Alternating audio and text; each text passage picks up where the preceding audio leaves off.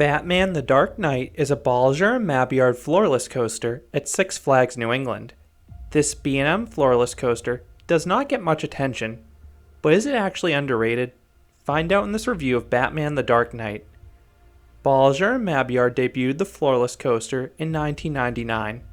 The first prototype was Medusa at Six Flags Great Adventure in New Jersey, which today operates as Bizarro. The floorless concept was similar to B&M's sit-down trains, except the seats were elevated higher above the track and the floor was removed to create a thrilling visual. Six Flags was clearly impressed by the model, as they would install 3 additional floorless coasters for the 2000 season.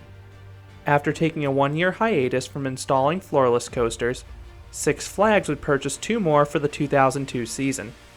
The first was Superman La Atracción de Acero at Parque Warner Madrid, and the second would be none other than Batman the Dark Knight at Six Flags New England.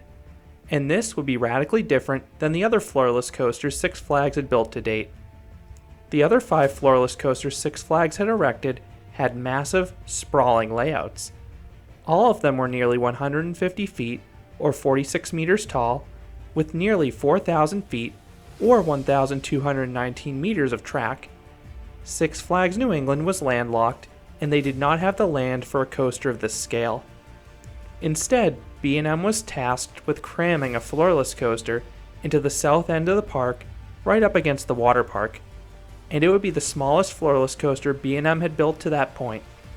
Batman would stand 118 feet, or 36 meters tall, with just 2,600 feet, or 792 meters of track, but it would still include 5 inversions. Batman had a lot of similarities to the floorless coaster B&M had built for the 2001 season.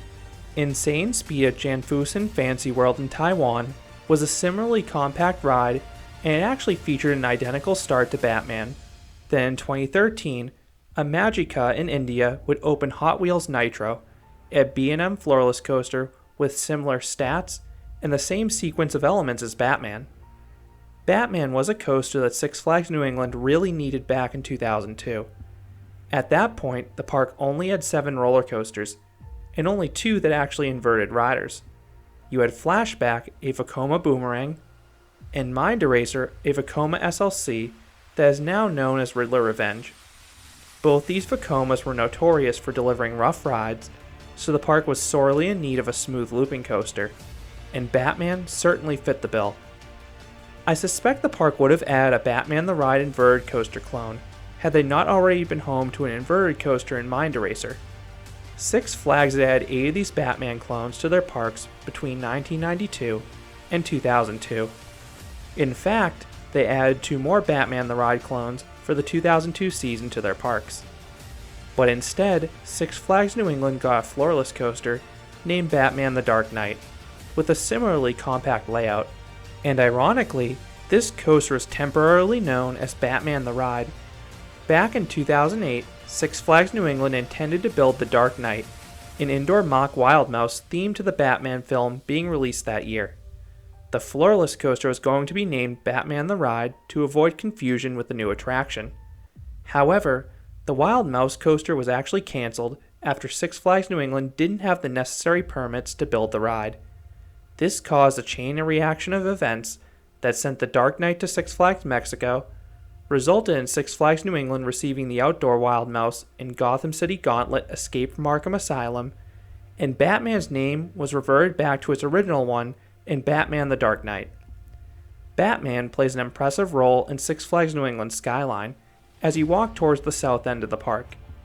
The coaster is located at the end of the midway. The dark purple track and giant inversions really caught the eye of guests. However, the coaster's visual impact has been reduced in recent seasons. In 2018, Six Flags New England rethemed the south end to Gotham City, and they also opened Harley Quinn Spinsanity, a 147-foot or 45-meter tall Zamperla giant discovery.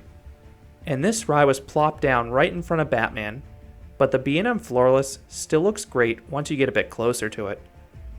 Batman is not a highly themed coaster. The plaza and station often play the Cape Crusaders' iconic theme song, and the queue line has cardboard cutouts featuring facts about the heroes and villains from Batman. Thankfully, you don't usually have to spend too much time in the skew line. Assuming the coaster is running both trains, and it usually is, Batman usually doesn't have more than a 15 to 30 minute wait most days. If you want to save time, Batman received a single rider line in 2017 that is routed up the ride's exit. This will almost always get you on the next train because the 4 across seating lends itself to a lot of empty seats that need to be filled. Plus, I don't think a lot of people know about the single rider line because it's not well marked as you approach the ride's main entrance. Batman features 2 trains, seating a maximum of 28 guests per train across 7 rows. When the ride originally opened, the restraints were bright yellow, but in 2017, the ride received dark black over the shoulder restraints. I prefer the aesthetic of the yellow ones because they popped more against the track, but ride-wise, the experience has not changed. These floorless trains feature the familiar B&M over-the-shoulder restraints. In terms of seat selection, I think the back is a tad more forceful, but the front has superior visuals. However, Batman usually has assigned seating due to how small the ride station is, and the park usually will not allow you to wait for a specific row on the next train. Usually, the grouper fills the train front to back and starts with a flash pass line, so it is very hard to get the front row using the standby line. The only time they will let you wait for a row, from experience, is during Holiday in the Park, when there isn't always a grouper and the ride is usually a walk-on. Once dispatched, you quickly ascend the lift hill. This lift feels shockingly steep for a floorless coaster, and that probably goes back to how shoehorned this coaster is into the park. It's right up against Superman, the employee parking lot, and the Hurricane Harbor water park. At the top of the lift, you get an amazing view of the Connecticut River right in front of you. And then you twist down to the left down the ride's first drop. In most rows, the drop isn't particularly forceful, but if you're towards the back, the drop does have some moderate whip to it. Then comes the ride's largest inversion, the vertical loop. And this loop is decently forceful. I usually start to gray out on the entrance and exit from this inversion. And if you're sitting towards the back, you also get some faint hang time over the top of the loop when the train starts to slow down. That is followed by a dive loop. The entry into this element continues the positive G's from the pullout of the vertical loop. However, the inversion itself doesn't offer any positive or negative G's while it's inverting. What it does offer are 2 okay head choppers. The entry into the element has a head chopper with a 0G roll that threads the dive loop. The exit from the element dives below the ride's exit stairs. You have quite a bit of clearance, but it does feel closer than it actually is because you whiz past them so quickly. Batman then zooms around an overbank that threads the vertical loop. While this element provides a cool visual off-ride, it offers no sensations of note on-ride. It's just a filler element to me. The pullout from this element does feature a trim brake, but it rarely hits and it doesn't really impact the ride when it does. Then comes the ride's best element by far, the 0G roll. 0G rolls are one of my favorite inversions, particularly on floorless coasters, and the one on Batman is one of the best out there.